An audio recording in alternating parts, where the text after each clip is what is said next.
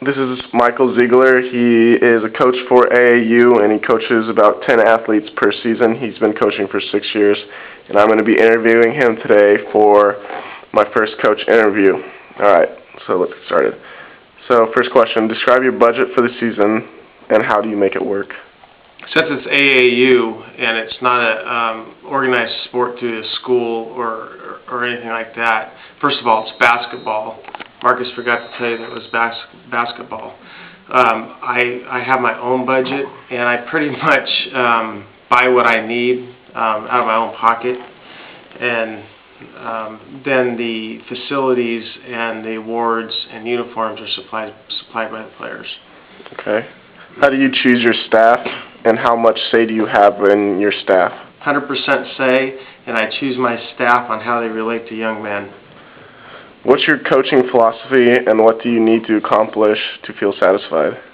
My coaching philosophy is to make sure each boy learns something and progresses on the skills that they already possess. Being AAU and having limited practices, but having years with the boys, I'm able to increase their skills on the skills that they already possess naturally. Like if one's a pretty decent dribbler, passer, etc., we'll work on that skill and make them better in that area. Okay. Do you have a mentor for your coaching style? I really don't. I do a lot of reading and watch a lot of tapes, but I don't have a particular mentor. What are some of your rules and guidelines, and what are some of the consequences for athletes that don't adhere to them? Respect is my only rule, is that when we get on the floor for practice and during the games, that the players respect the coaching staff, they respect the refs, and they respect the game, and they also respect each other. Nice. And the consequences are is that they don't play if they don't. How do you motivate your athletes? Motivate my athletes through one of the things I like to do is a player coaching style, where I take the players with leadership abilities to motivate those that aren't as good, and to build them up and give them have the players be positive role models for each other. I also motivate them by instilling that nothing's impossible if they believe in themselves and they work hard. Okay. How important do you consider goal setting for you and your team? Goal setting is huge, and what we since it is AAU and it's weekly, week to week, and it's a year-round coaching assignment, so I go through a lot of players. The goal setting is from game to game. We approve each practice is focused on the game before to improve something that we didn't do the prior game. What are some of the ways in which you help build team cohesion? Player coaching, mentoring, and that if you have a good player who is cocky, I bring that player down by giving them an assignment to help another player who needs the help. That way it brings them back down to earth, and it gives them a purpose to help somebody. And if I have a player who's not competent, then I rally the leaders around the team, seek quietly to help bring that person into the team to be a productive member. How do you choose captains, and what do you expect from them? Pretty much on skill and then attitude, because young men look at the skill. I want to be like that, but I also demand that the skilled captain is also a good individual who doesn't have a huge ego, and that can help lead the team. Okay. How do you prepare your team for big games?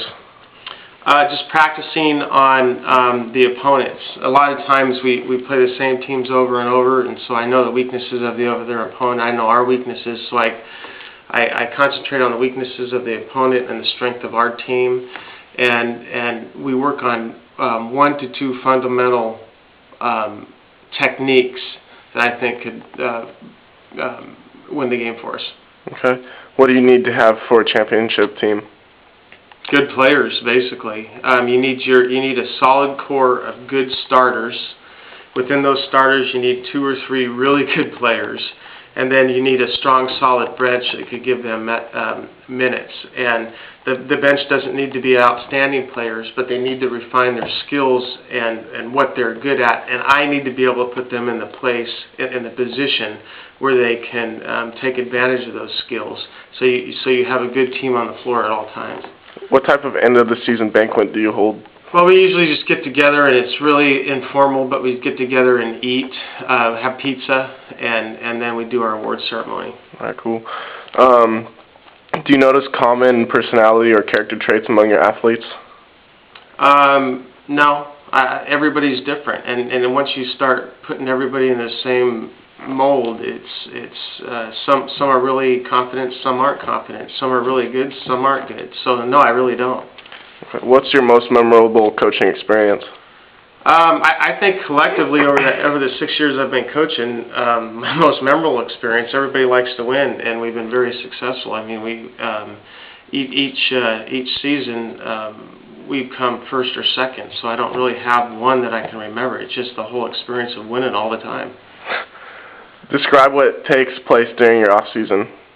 I do a lot of, we don't really have an off season because we're year round, but I do a lot of research in between seasons. There's a couple, formulate plays, watch tapes, that type of thing. Okay.